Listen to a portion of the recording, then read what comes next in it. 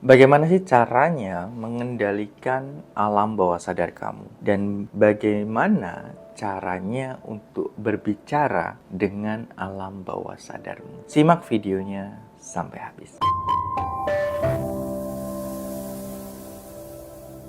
Yuk guys, balik lagi bersama saya Erlang Prayuda di video kali ini. Untuk kamu yang suka tentang konten pengembangan diri berbasiskan spiritual, energi healing, dan juga meditasi, channel ini cocok untuk kamu. Kamu bisa subscribe dan nyalakan notifikasinya. Untuk kamu yang sudah subscribe, saya ucapkan terima kasih banyak sudah mendukung akun ini sampai saat ini. Dan untuk kamu yang sudah berlangganan atau subscriber di channel ini, saya ucapkan terima kasih sudah berlangganan, dan di situ aku akan banyak share tentang konten-konten yang lebih berbobot lagi. Jadi pastikan kamu juga berlangganan untuk yang sudah subscribe akun ini. Oke, kita masuk ke topik yang utama. Bagaimana caranya untuk mengendalikan alam bawah sadar? Sebelum kita masuk ke situ, sebaiknya kita mundur dulu ke belakang untuk bisa lebih memahami cara mengendalikannya. Manusia itu kan didesain oleh alam semesta ini dengan berbagai macam fitur yang sangat sempurna. Itu dikatakan manusia adalah makhluk yang paling sempurna. Nah, kesempurnaan manusia ini tersimpan di dalam tubuhnya sendiri. Kok bisa? Karena alam bawah sadar itu letaknya di tubuh kita ini. Jadi tubuh manusia adalah alam bawah sadar itu sendiri. Ketika seseorang mulai menyelami dirinya, kemudian menggali potensi yang ada di dalam dirinya, maka akan menemukan banyak sekali bakat, kecerdasan, kemampuan-kemampuan yang bisa dikelola, yang bisa dimanfaatkan untuk mereka hidup di dunia ini lebih baik, lebih menyenangkan, dan tentunya jauh lebih bisa enjoy dalam menjalani hidup. Karena itu adalah salah satu tujuan kita, yaitu menikmati hidup ini. Nah, kemudian karena kita sudah tahu apa itu alam bawah sadar, tapi kalau kamu belum tahu, kamu bisa tonton videonya di sini atau di situ. Aku udah pernah bahas videonya di situ secara detail apa itu alam bawah sadar dan bagaimana cara mengaktifkannya. Nah, video kali ini kita bahas apa saja cara atau bagaimana kita bisa mengendalikan si alam bawah sadar. Nah, tubuh ini itu kan menyimpan banyak informasi. Ya, kita perlu paham dulu bahwa di dalam sel dan di dalam DNA kita itu menyimpan berbagai macam informasi. Dan di dalam informasi itu kan menyimpan banyak hal-hal yang bisa kita pahami. Nah, informasi-informasi ini yang sudah ada di dalam tubuh, di dalam sel dan di dalam DNA, itu kan berarti kita juga masukkan, ya. Berarti informasi yang dari luar itu masuk lewat yang namanya pintu. Oke, setuju? Jadi informasi yang dari luar itu masuk ke tubuh kita itu lewat pintu. Nah, ada 5 pintu masuknya informasi ke dalam tubuh kita. Pintu yang pertama adalah mata. Pintu yang kedua adalah pendengaran. Pintu yang ketiga adalah penciuman. Pintu yang keempat adalah pengecapan. Pintu yang kelima adalah perasaan. Nah, pintu-pintu ini adalah masuknya informasi, karena tanpa kelima panca indera kita, itu informasi tidak bisa masuk ke tubuh ini. Jadi kalau orang-orang yang berkebutuhan khusus, mereka ya secara panca indera itu biasanya lebih sensitif lagi, karena ketika kita bisa menonaktifkan salah satu panca indera, maka keempat yang lainnya akan aktif. Ketika 2 panca indera kita nonaktif, maka ketiganya bisa aktifnya 3 kali lipat. Begitupun seterusnya, ketika kelima panca indera kita mati, maka akan muncul yang keenam. Begitu. Nah, ketika misalnya nih kita sudah memahami bahwa tubuh ini adalah gudang dari informasi, gudang dari banyaknya kemungkinan-kemungkinan dalam kehidupan, kita perlu menjaga apa yang masuk dengan menjaga informasi tadi. Nah, sebelum menjaga apa yang masuk, karena memang kita ini adalah makhluk emosi, makhluk informasi, kita perlu melepaskan informasi-informasi yang tidak memberdayakan dulu di dalam diri. Karena yang dimaksud mengendalikan diri kita itu adalah bukan misal kamu marah, kamu mengendalikan amarah, kamu sedih, kamu mengendalikan kesedihan, kamu senang, seneng atau kamu takut, kamu mengendalikan takut. Bukan begitu. Kalau seperti itu biasanya jatuhnya adalah menekan atau menahan emosi yang muncul. Ketika menekan dan menahan informasi atau emosi yang muncul, apa yang kamu rasakan? Mungkin saat itu kamu akan merasa lebih baik, tapi emosinya tidak hilang. Emosinya tetap tersimpan, tertimbun di dalam tubuhmu, sehingga itu menjadi sebuah akumulasi yang nantinya ketika ini sudah penuh, dia bisa meledak. Makanya kadang orang ketika marah, dia nggak sadar diri. Begitu dia udah melakukan misalnya memukul seseorang, dia baru sadar, dia baru nyesel. Nah, itu begitu. Bahayanya akan bisa seperti itu. Ketika kamu menahan,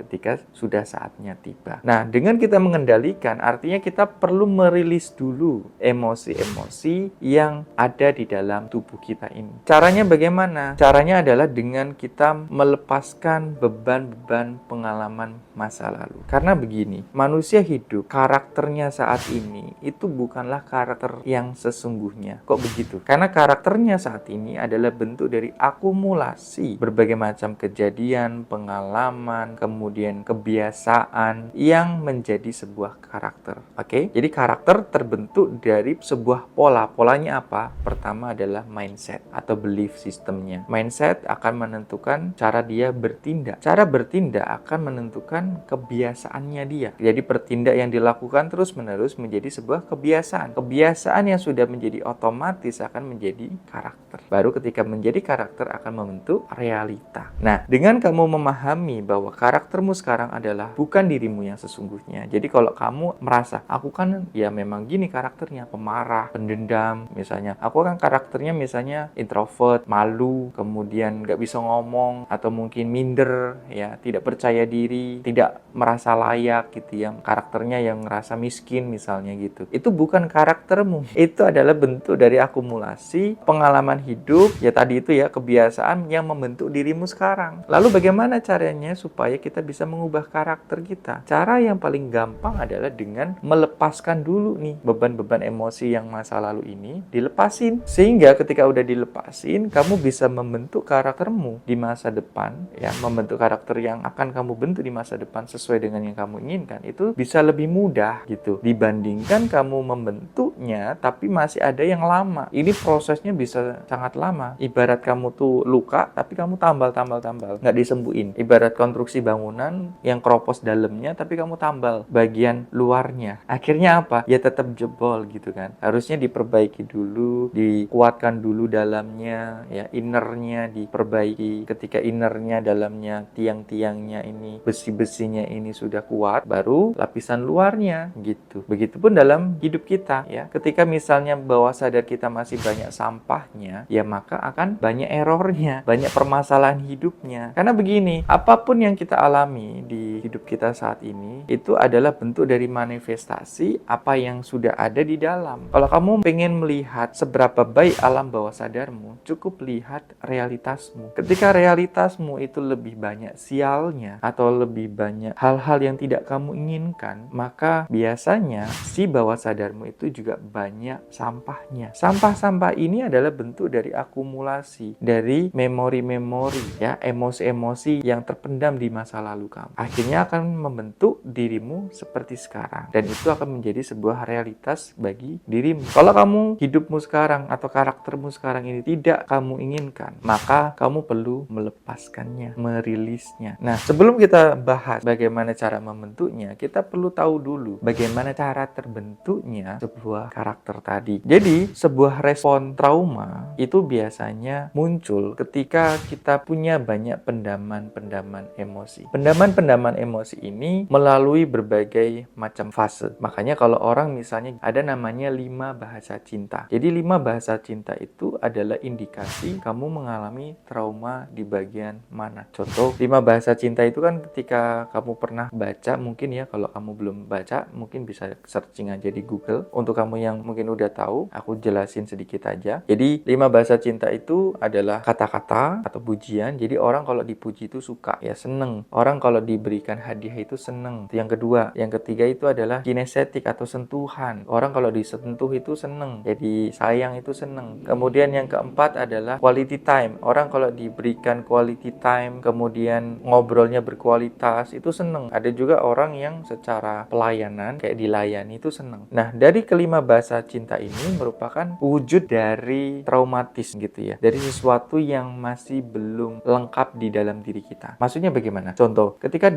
ketika masih kecil ya, kita misalnya kamu itu jarang untuk dipuji, jarang untuk diberikan apresiasi oleh orang tuamu, maka ketika sudah dewasa kamu butuh pujian ya, kamu butuh pujian dari orang lain, misalnya butuh pujian dari pasangan, dari partner bisnis, dari teman, dari siapapun ya. Ketika kamu butuh pujian ya, berarti kan ini tadi, kamu dulu waktu masa kecilnya kurang di situ ya, akhirnya kamu tidak melengkapi kebahagiaan yang kamu miliki pada saat masih kecil. Begitupun ketika misalnya kamu jarang dikasih hadiah, kamu mungkin tidak pernah disentuh, selalu dihajar ya, selalu dipukul, dijewer. Biasanya ketika udah dewasa kamu butuh itu ya, ketika ada orang yang mungkin menyayangimu, membelaimu dengan lembut, kemudian menyentuhmu dengan lembut, atau dia memberikan hadiah-hadiah kecil, kamu merasakan bahwa dia mencintai kamu, kamu merasa bahwa dia sangat menyayangi kamu. Padahal itu adalah bentuk dari respon traumatik waktu masa kecil dari inner childmu sendiri. Nah, ini adalah sampah-sampah emosi ini sebenarnya ya, emosi-emosi pengalaman masa lalu, akumulasinya akhirnya menjadi respon atau karakter kita pada masa saat ini. Karena kamu memutuskan sesuatu itu didasari oleh emosi masa lalu ya, apapun emosinya. Seperti tadi, kamu merasa seneng, kamu merasa bahwa oh dia sangat mengerti aku ya, karena itu tadi kamu ada kurang di bagian itu di masa lalu, sehingga dia bisa memenuhi kebutuhanmu, kamu merasa bahwa dia yang terbaik. Seperti itu, paham ya? Jadi misalnya kamu pun merasa tidak menyukai orang lain, itu karena orang itu tidak bisa memenuhi apa yang kamu butuhkan di masa kecil. Makanya penting untuk komunikasi bagi kamu yang sudah menjalin relationship atau menjalin sebuah partneran dengan seseorang yang berbisnis. Kalian sama-sama tahu gitu, sama-sama harus memahami apa sisi yang kurang sehingga bisa saling memberikan kontribusi untuk bisa memberikan yang terbaik lah, seperti itu. Nah, selanjutnya, jadi karena kita udah paham nih bahwa oh ternyata semua hal yang tadi itu dari masa lalu itu memicu respon kita pada saat ini. Dan semua yang terjadi di masa lalu, akumulasi kejadian pengalaman masa lalu, tumpukan berbagai macam emosi yang tersimpan, itu muncul dalam 3 hal. Kalau tadi kan dalam 5 hal, yaitu adalah bahasa cinta. Itu bentuk dari respon kamu seneng. Nah, 3 hal ini adalah bentuk dari emosi yang tersimpan. Oke, jelas ya? Kalau jelas kamu coba tulis di komentar. Jelas gitu. Terus ketiga hal ini apa? Ketiga hal ini adalah pikiran yang muncul secara otomatis, kemudian perasaan yang muncul secara otomatis, dan kemudian adalah sensasi secara fisik yang muncul secara otomatis. Oke, aku jelasin. Jadi, apa yang kamu pikirkan secara spontan itu disebut sebagai self-talk. Self-talk adalah buah dari keyakinan. Buah artinya adalah sesuatu yang memang tertanam ya, tertanam yang kamu yakini terus-menerus. Baik kamu sadari ataupun tidak, baik yang kamu inginkan ataupun tidak kamu inginkan. Karena banyak orang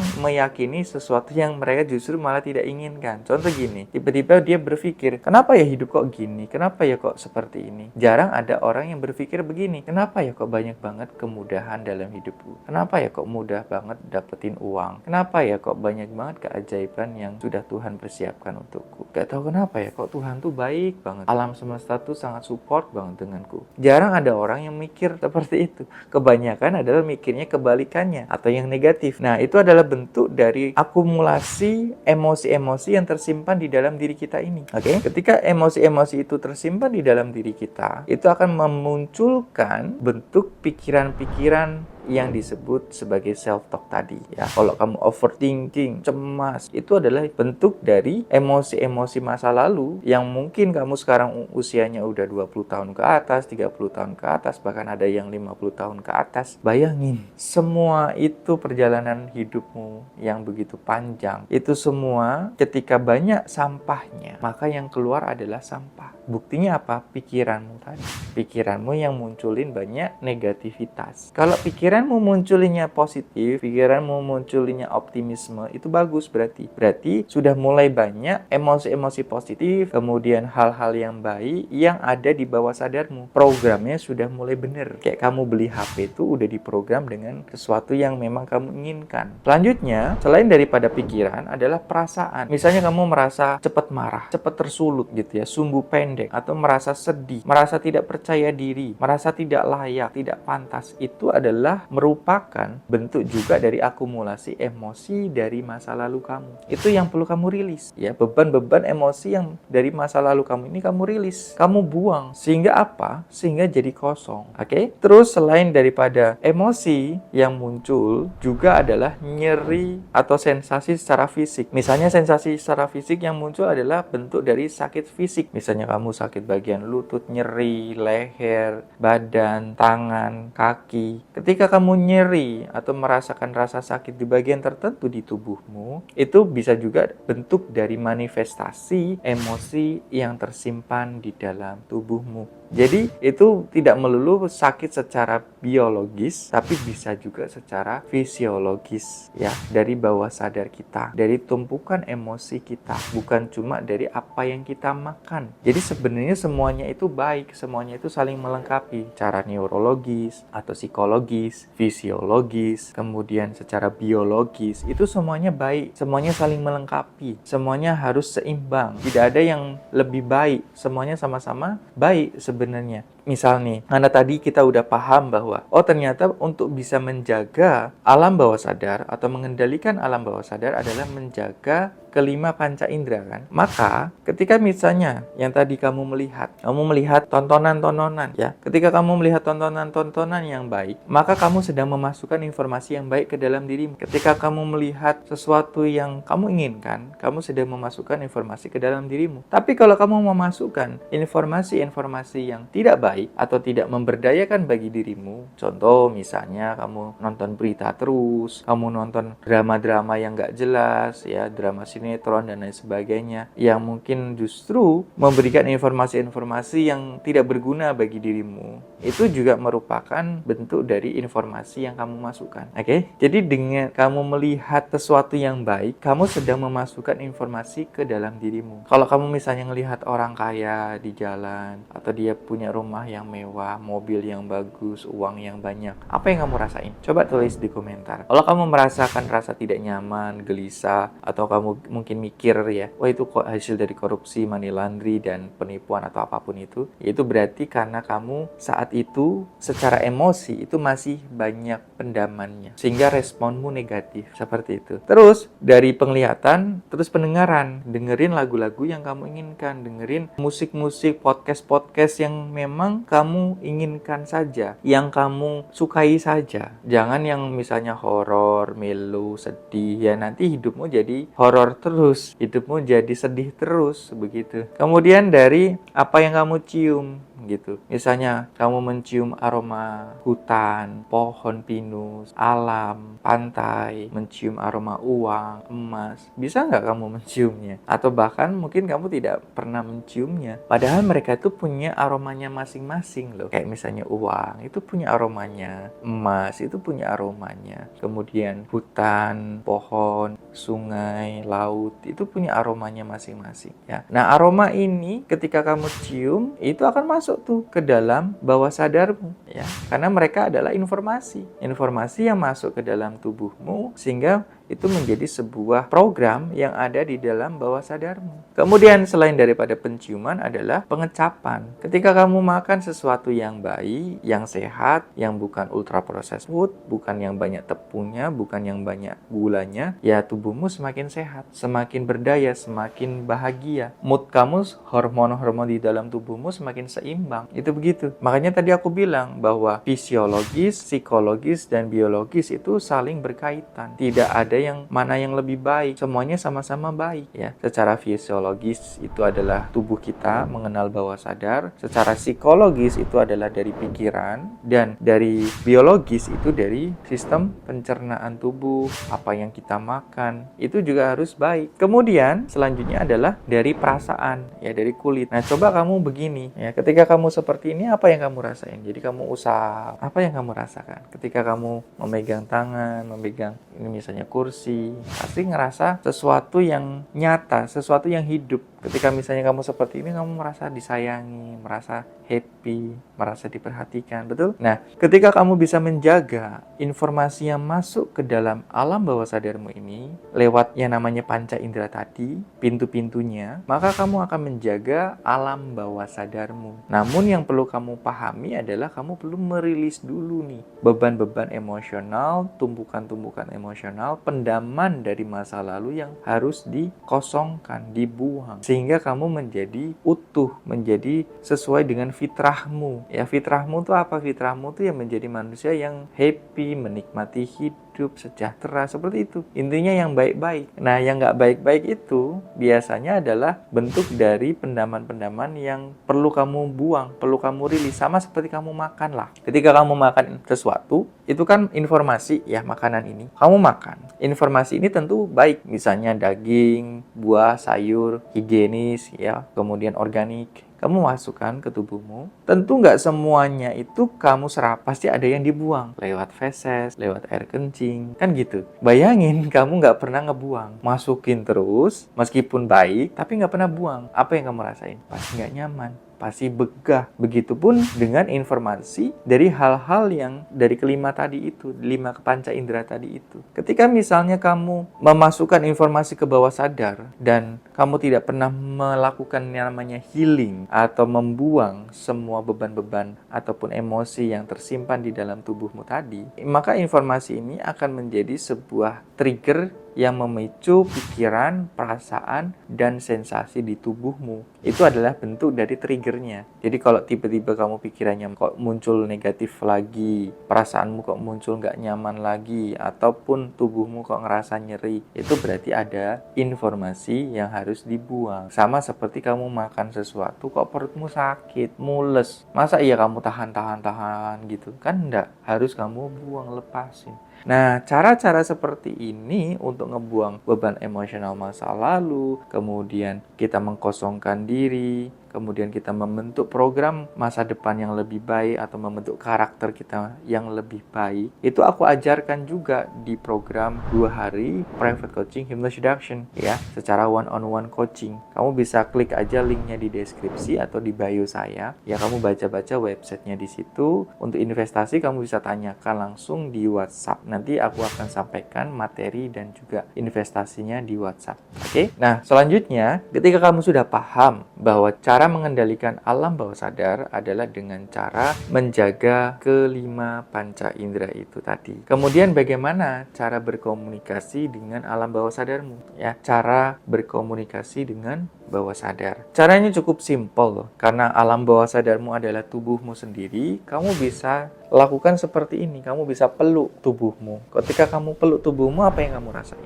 Coba tulis di komentar. Kamu mungkin ngerasa happy. Kalau aku sih ngerasa happy, ngerasa seneng, ngerasa kayak apa ya, disayang, seperti itu. Nah, ketika kamu merasakan perasaan yang senang seperti itu, kamu bisa tambahin tuh. Ya, kamu bisa berbicara ke bawah sadarmu misalnya. Wahai tubuhku, yuk kita sama-sama mencapai kesuksesan, mencapai kebelimpahan. Kita sama-sama untuk bisa lebih cerdas, lebih bijaksana, lebih sehat gitu ya. Misalnya untuk kamu yang mungkin sakit, pegang aja sakitnya di bagian mana. Misalnya lutut, misalnya leher, kepala. Wahai tubuhku, yuk sama-sama kita lebih sehat ke depannya, lebih berdaya lagi. Apa yang perlu aku lakukan, apa yang perlu aku kontribusikan untuk bisa kamu menjadi lebih sehat, menjadi lebih kaya, menjadi lebih sejahtera. Nah, nanti dia akan memberikan semacam clue, kode atau tanda-tanda untuk kamu lakukan. Biasanya itu dalam bentuk ide-ide,